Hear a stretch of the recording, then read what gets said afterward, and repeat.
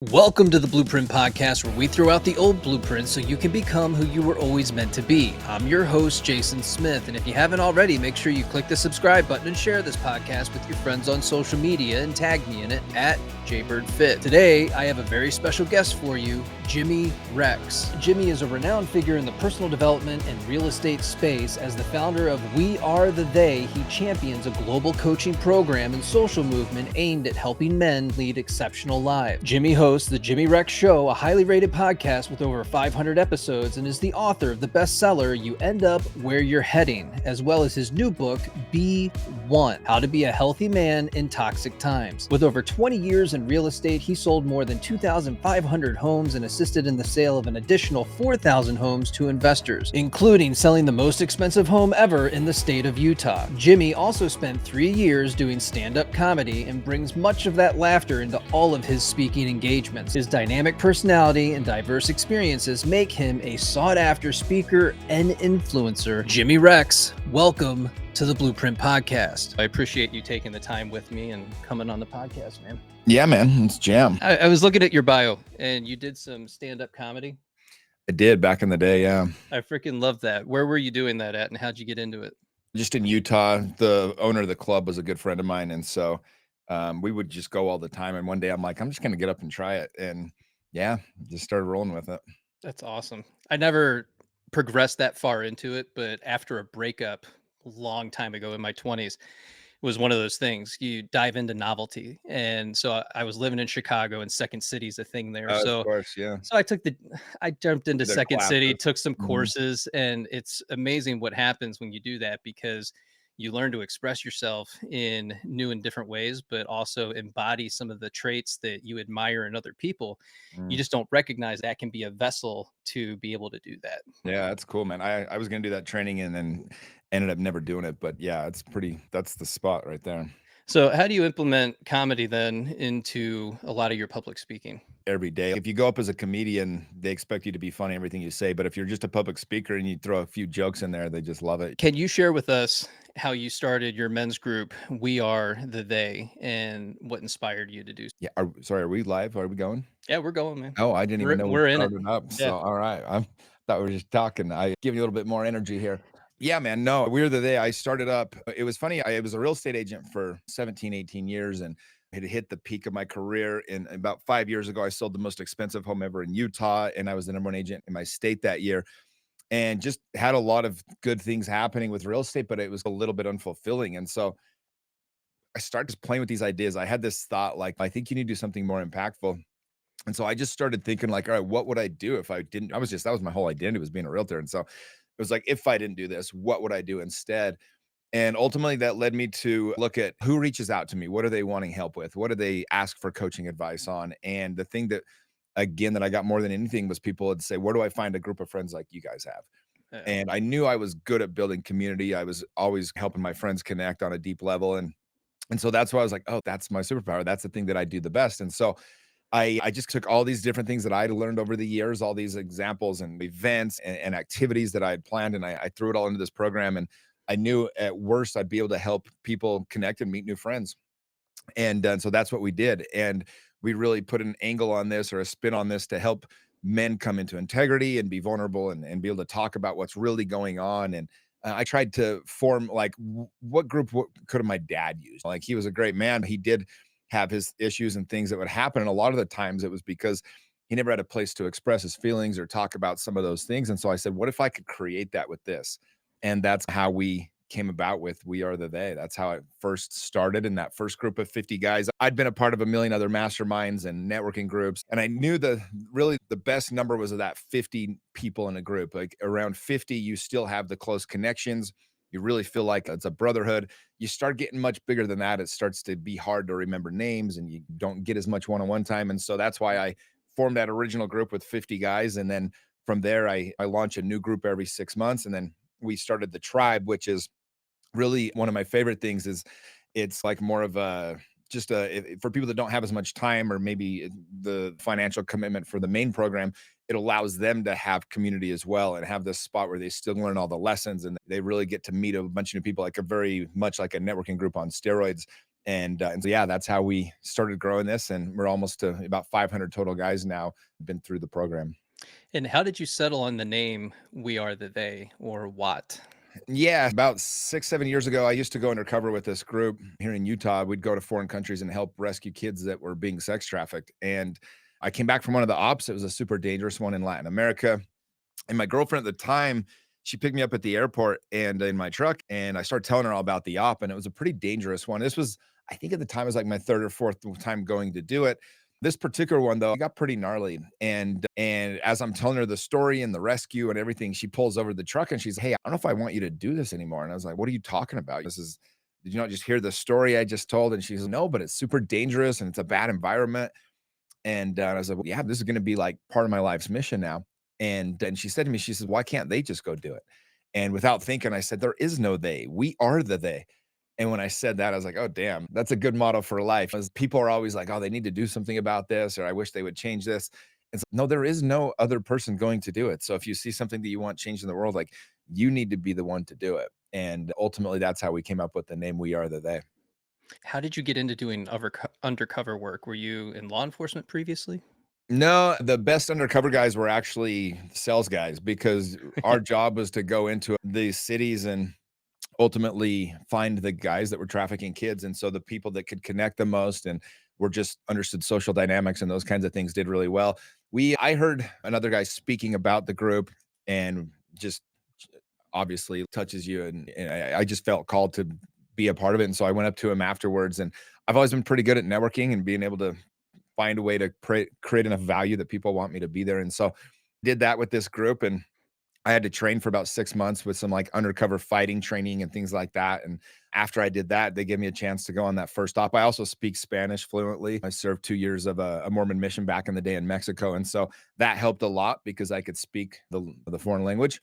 And yeah, they let me have my first op, and from there we just kept doing it, man, and it was really cool. And so I didn't have any formal undercover training, but we actually had a lot of like former police guys and military guys, Navy SEALs. They were actually the worst to go undercover with. I would never go undercover with them because I didn't feel safe, honestly, is Uh, because they're just so rigid and you could tell they're just like their head's always on a swivel and they just have that look of a police they're officer. easily identifiable, that's Yeah, for and so me sure. and my buddies that like went and did it, it was like basically this guy named Paul was a he owned a multi-billion dollar real estate fund, and he's just one of the most social network dudes in the world, and he was so good undercover. So I always made sure I went with Paul because he could be the talker and I would just be in the background and translate and things like that, but I didn't have to do a lot of the heavy lifting. And so that was by far my favorite way to go do it. Yeah, that says a lot about your character and your integrity as a person to want to do that type of work and to put yourself in a position where you are in an extremely dangerous position and backup is close, but oftentimes not close enough. And so these things can go south pretty quickly. Did you ever find yourself in a position where things were starting to go south and you started to get a little worried? Yeah, I mean, we had a couple. The one I was just talking about where the name came from, that particular op, we thought we found the worst of the worst, the guys that we were working with. And the reason why is we go to this basically resort town and we're talking to different people. And we had three different guys saying that they traffic kids and that they were doing this. And so we were trying to decide which group we were going to essentially try to take down. And we're trying to get proof, see the kids, right? You always want to have them bring them to you. They'd bring them to us at a mall or a Walmart or a restaurant or something just so we could get visual. And we got our undercover cameras and stuff. And that's how we would get the information back to the federales and all that stuff. And in this particular one, when we're working with these three different groups, when the other two guys found out we were working with this other guy, they were like, "Oh, if you're working with those guys, then we're out. Like he runs the town. This is their ball game. We can't really do anything if you're working with them." So we knew we had this guy that was a really bad trafficker. And then that guy, late one of the nights, he said, "Hey, I want to take you to my boss." And we're like, "Oh, we thought you were the boss." He's like, "No, this is the boss." And it was like, "Oh shit, okay." And so we ended up meeting with this guy, and it was like in an alleyway off of the main drag, and we could tell they had like a perimeter set. They had guys with guns on both sides of this alleyway, and if there was at any moment they had suspected we were anything than what we said, we were dead.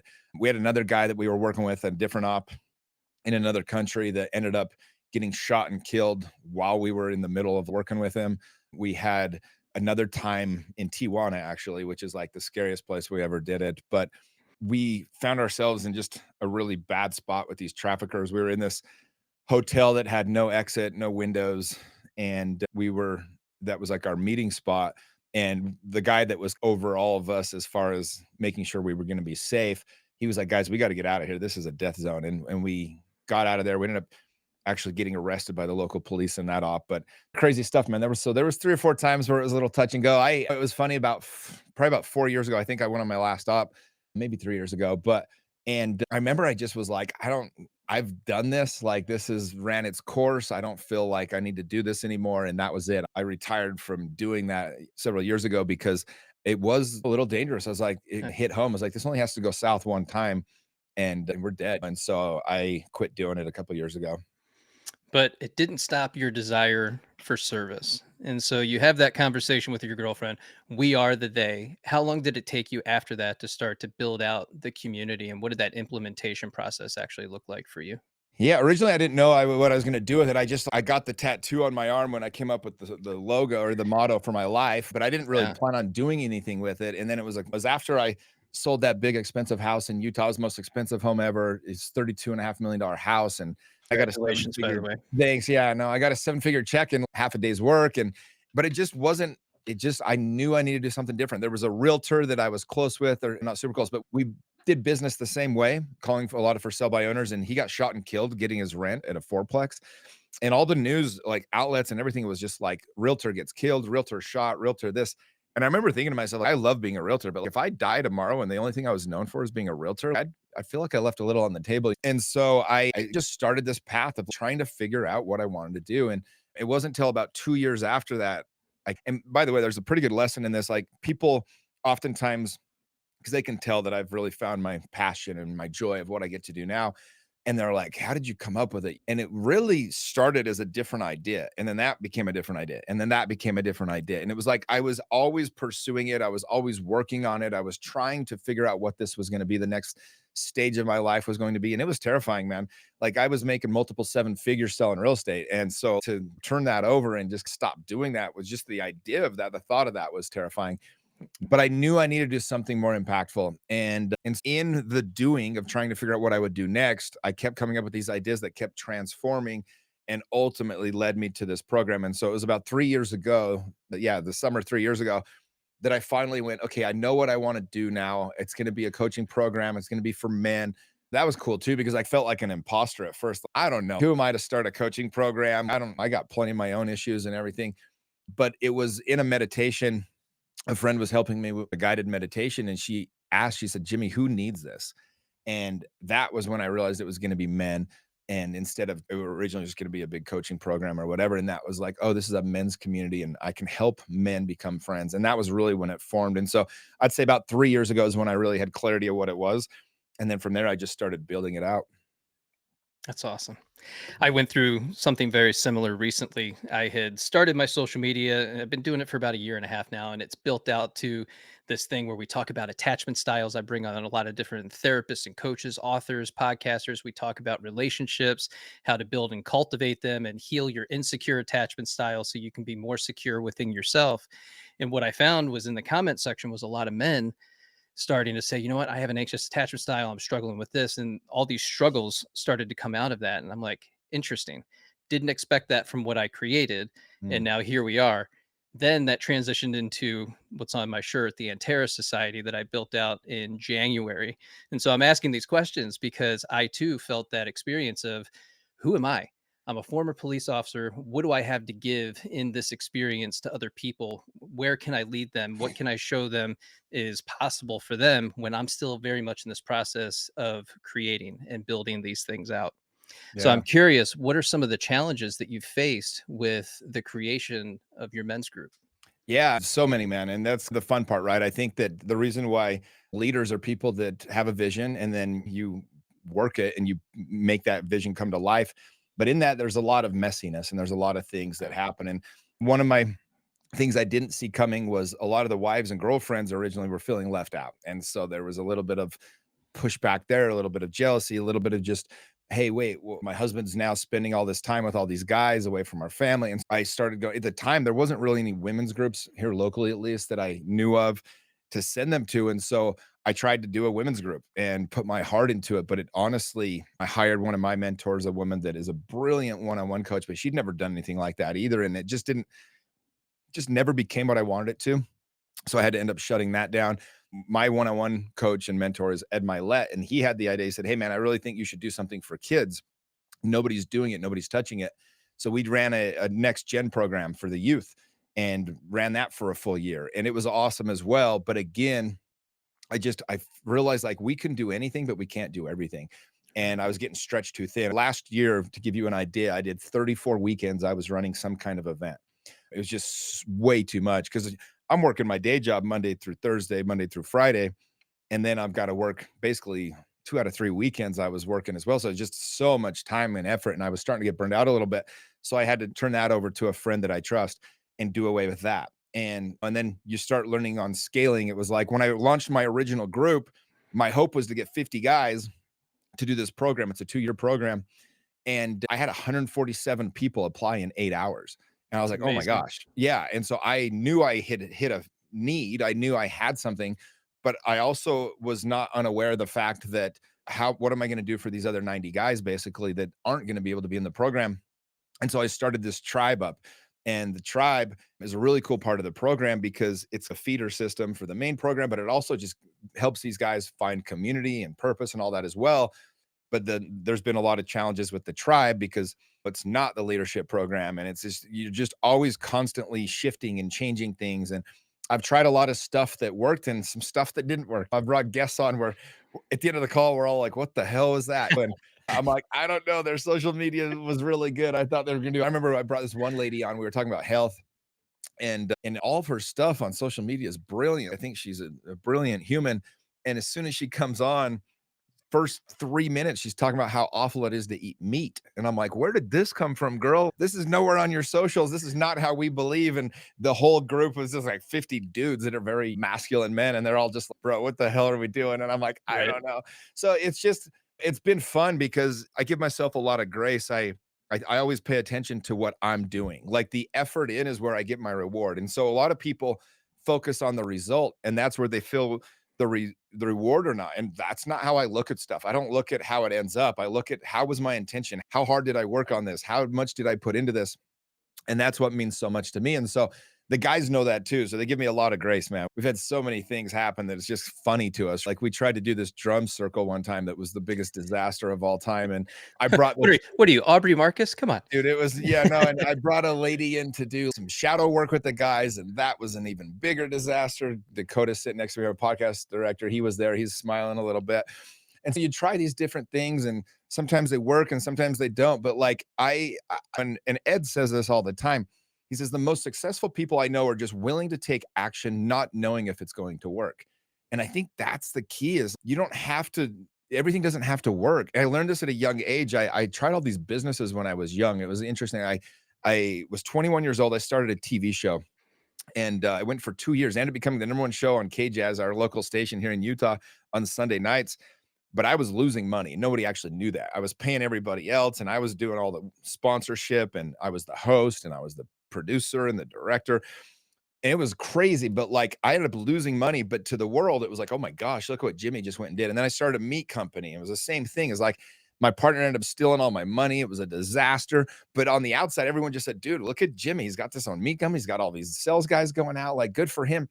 And so I started seeing, I'm like, wait, like it it doesn't necessarily have to be this huge financial thing. I don't have to have a company that survives 30 years for this to be a success. Like I saw how much it helped me just by doing it, even if I lost money, even if it didn't work out the way I want to. And I've probably thrown over 200 parties or events in my life. And you just learn. Sometimes things don't work. Sometimes people don't show up. Sometimes you think you have the best idea in the world and nobody else thinks it's a good idea. And so just by doing all these different things and falling on my ass a lot, I fell in love with the process of just being a creator. And so I just love to go and create stuff. And so with this group, I've been able to, it's been fun because I have so much leeway to try different things. And last year we threw our own rodeo and 20 of us rode a bull. And then I took 70 guys to go run with the bulls in Spain. And we just got back from Africa with 30 dudes. And I'm just doing stuff. I just, whatever comes to my mind. I did some breath work here in Utah 3, 4 years ago before anybody else was really doing it. And then from there, it just now it's every third person on Instagram is doing breath work. But it was really cool. Like I gave everyone that first experience in my groups, and same thing with cacao and all these other things. And we're just using different modalities and trying new things. And it's been a lot of fun, man. And so I don't judge basically day to day of what's happening. Overall, I can see the progress that the people are making. Every guy in my group is growing. I went on a hike with a guy this morning from my group, and he's really had some weight issues and challenges, and he's trying all these different things. And one of the guys in my group is a doctor, and now he's just working with him just because they're both members of the group together, That's and awesome. he's getting it under control and helping him. He's literally, this is a guy's a plastic surgeon making seven figures, and he spends multiple hours a month with this guy just helping him because he's friends now. And there's just a lot of cool synergy and things like that happen, and that I think is what makes this so rewarding. I think it's amazing that you're creating a space for so many different people from different areas of life, different challenges, different expectations. They're all coming together, but then being in that synergy of the group where they get to interact with each other and then show each other what's possible for them. Part of you being that creator is that you get to tap into their inner excellence that maybe they haven't discovered in themselves yet, or they pushed aside a long time ago and they never fully developed it or became self-actualized in their potential. And so that's a beautiful thing that you're able to do. The other thing was that you mentioned being able to pivot. There's been so many different experiences that you've had over the past several years that you've acknowledged and recognized that it's not a failure. You're recognizing this isn't for me. This isn't working out. This doesn't have the same potential that I'm looking for. This isn't where I'm going. This is out of alignment, and you're saying it's okay to move away from that and to do something else. I think that's something that we could all take from this conversation. The next thing is you wrote a book, not just one, but two. Your most recent one being Be One: How to Be a Healthy Man in Toxic Times. How can we be the one? Yeah, it's funny that you say "be the one" because that's Ed Milet's whole keynote speech. And so when I was coming up with the Well, book idea, it isn't was that funny. I Justin was Prince's book too? It's also Justin Prince's book, Yeah. yeah, who's a close friend of mine. Yeah, he just spoke to my group last week. He actually called me. His little brother is my best friend, and so Justin literally called me, he goes, "Hey, man, I wanna bring you a book," and he brings it over. I'd never seen it. I didn't know what it was called. I'm like, "You've gotta be kidding me, dude."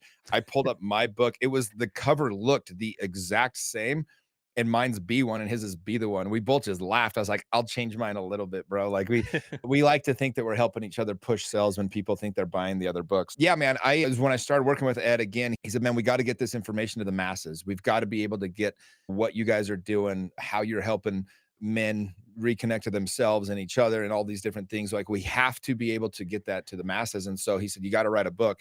And I was very grateful. He wrote the forward for the book and got me a deal with his publisher.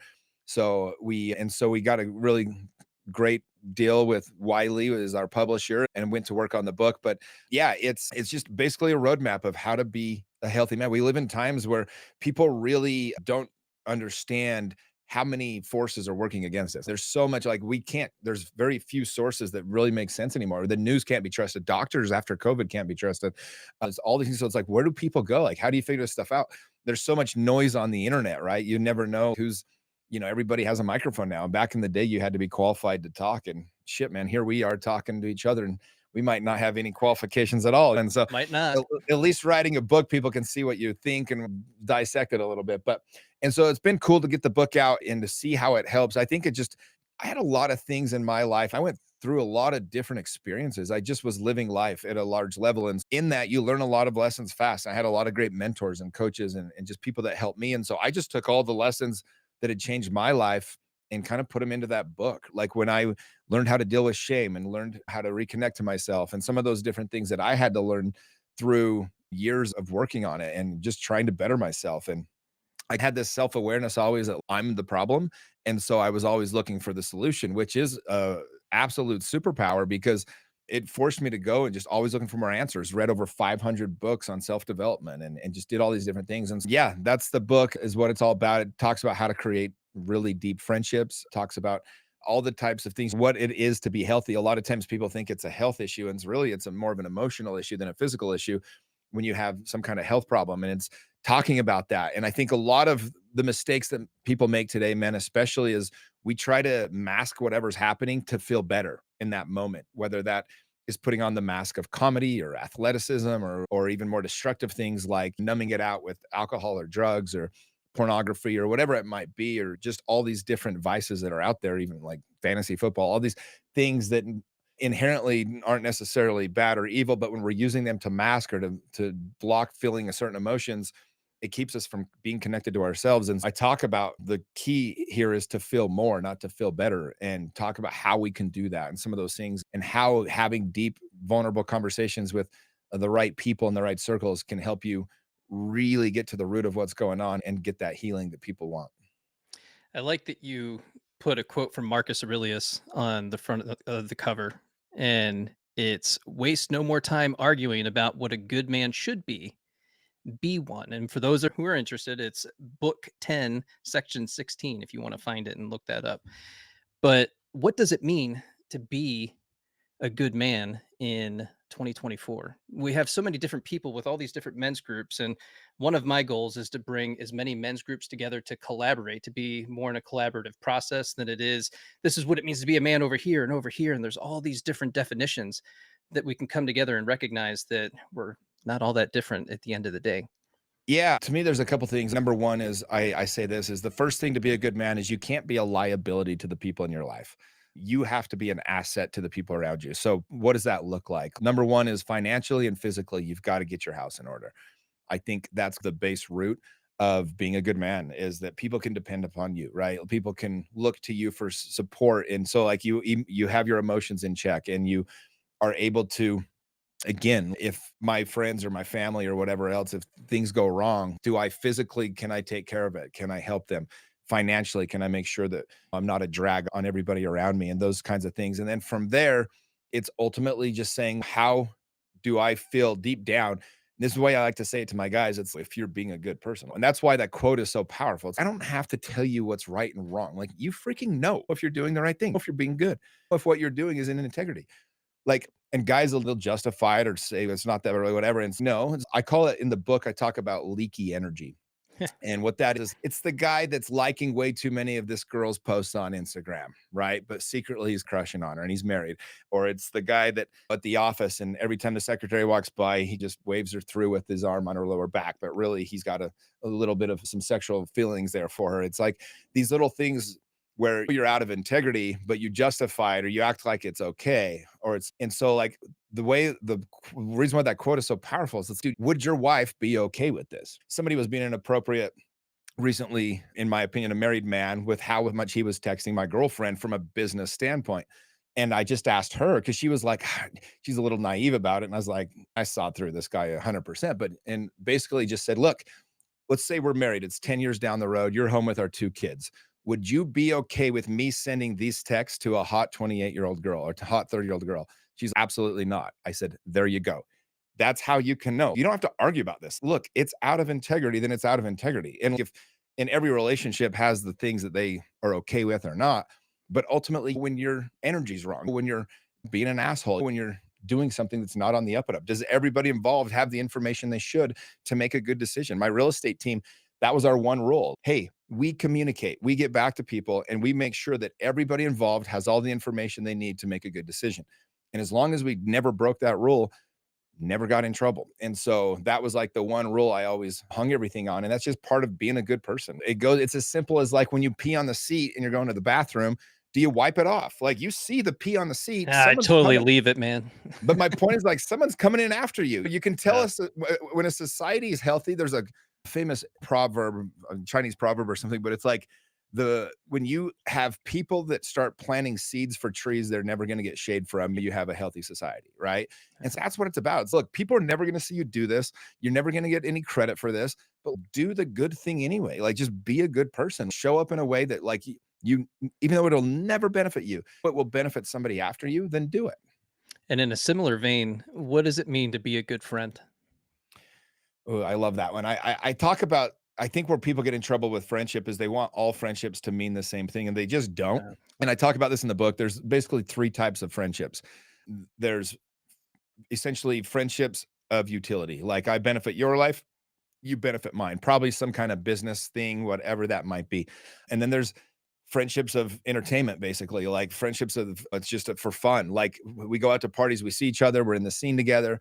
And then there's friendships of the good. And that's like where we're calling each other to a higher level. Like we care enough about you to be honest about what in your life works and doesn't. And I'm not afraid to lose you as a friend if it means I can help you have a better life. And so we're calling each other always to be better, to want more for each other.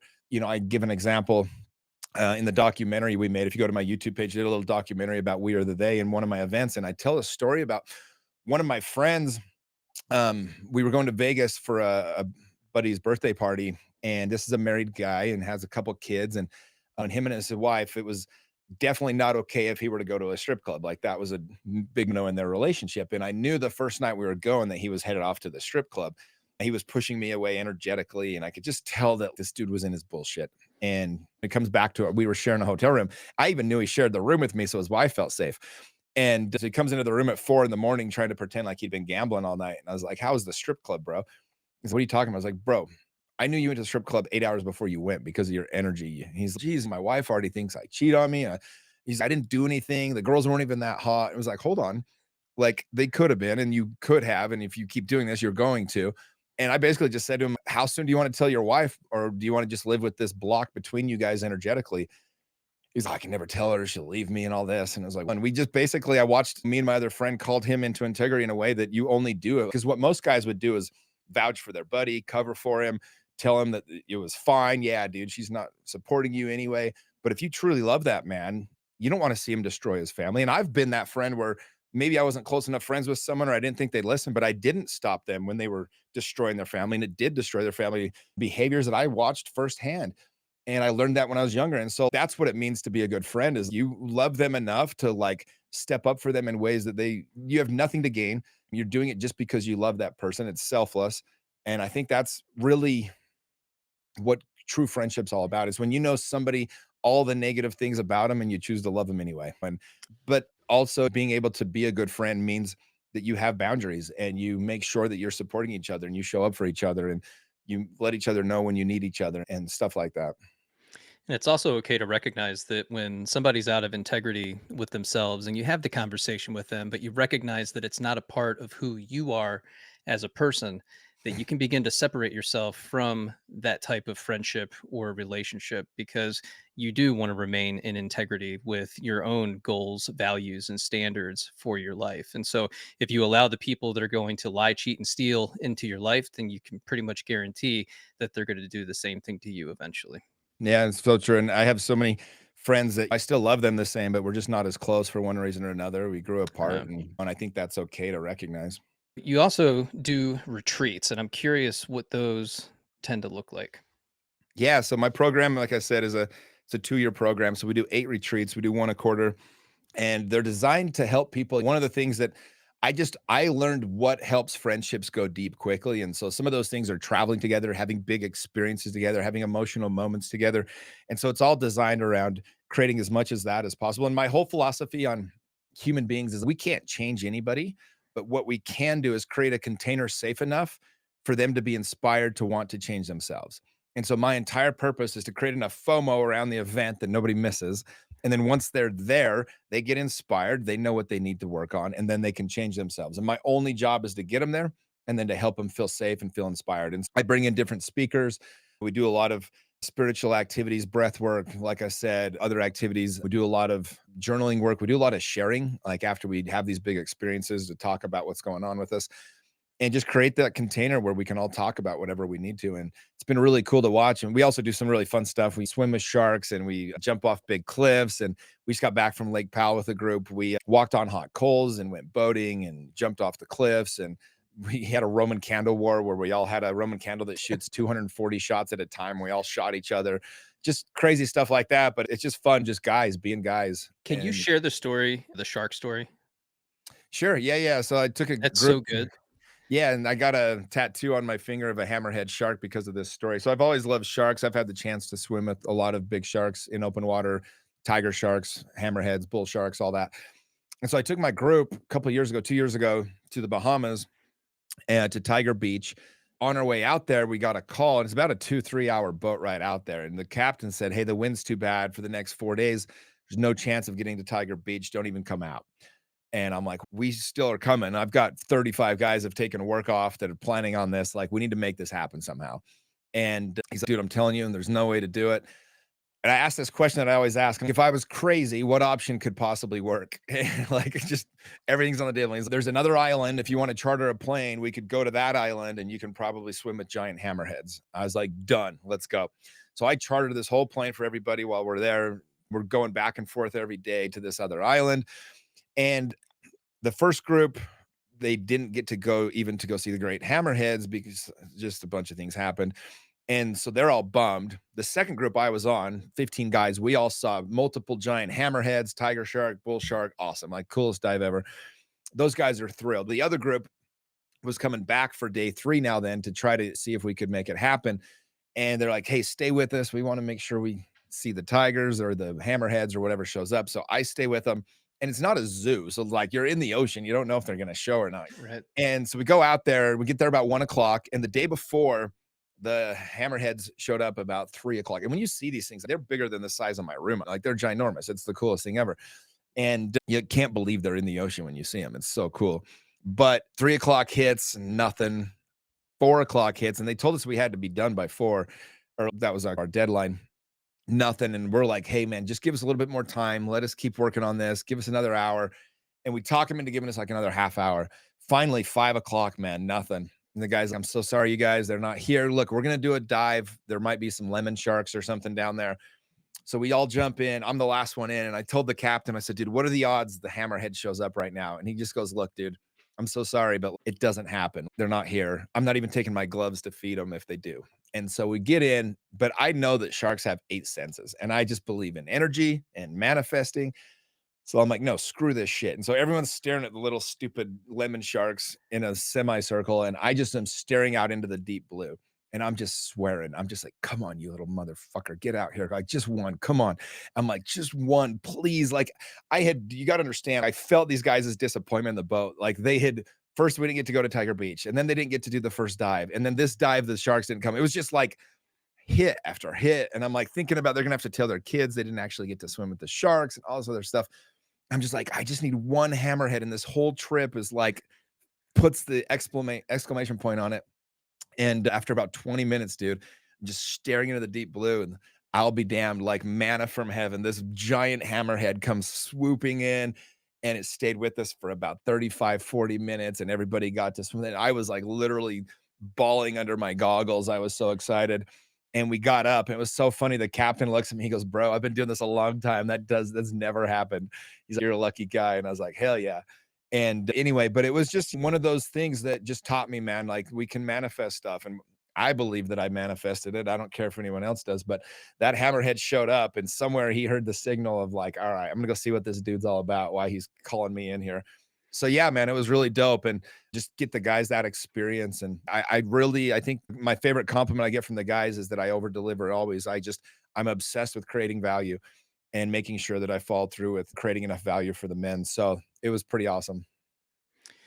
What I've noticed online is a lot of men are suffering in a lot of different ways. And I see people who have built their social media on the backs of the pain of these men. As you go in and you look in the comment section and you see what people are consuming, and what you consume ultimately does consume you.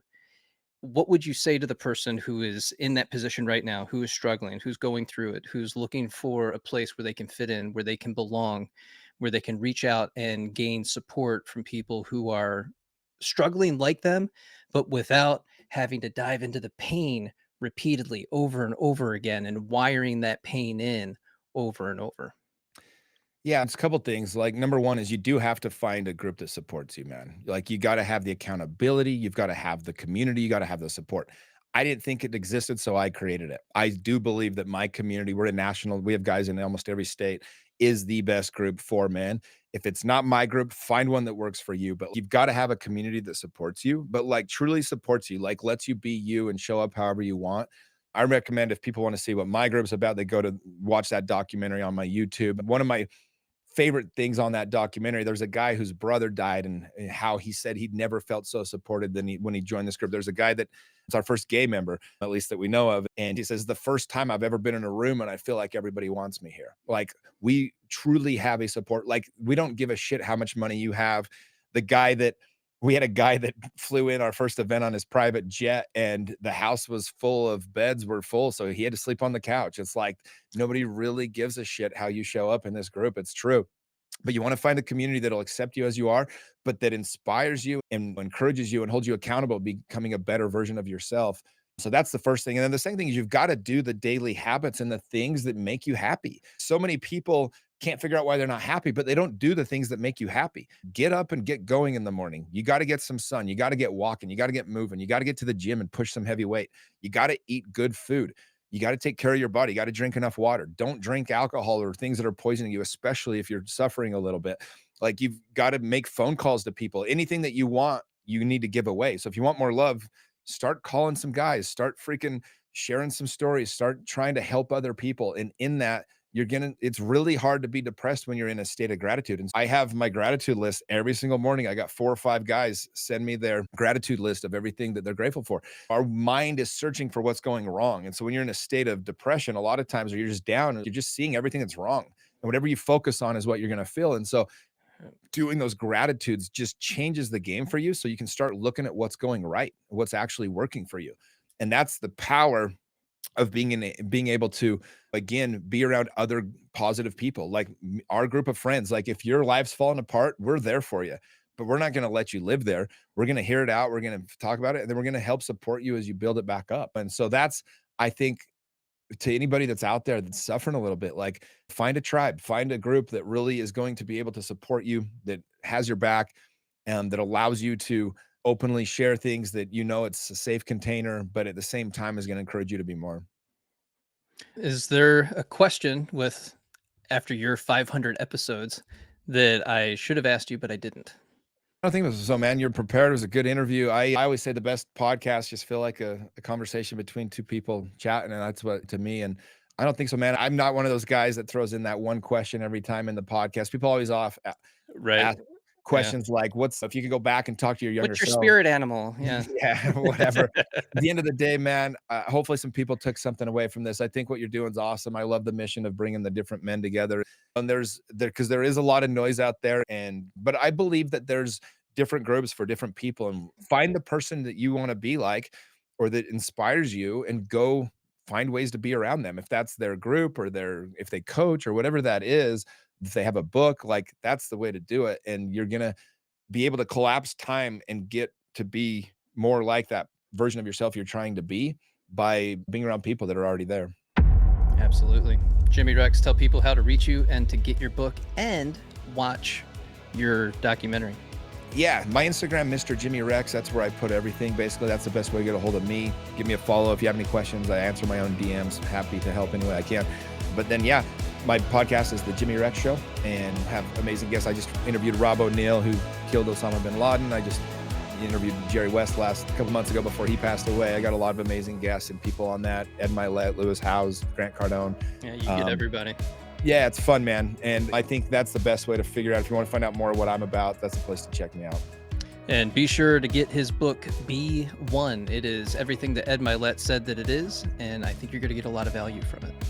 Jimmy, appreciate you, man. Thanks for being here. Thank you. Take care, man. If you enjoyed today's episode, please leave us a rating and review on Apple Podcasts, Spotify, or your favorite podcast platform. Your reviews help us reach more people and bring on amazing guests like Jimmy. Don't forget to subscribe to the Blueprint Podcast so you never miss an episode. Share this podcast with your friends and family and others who might benefit from these powerful conversations. Thank you for tuning in, and we'll catch you next time on the Blueprint Podcast.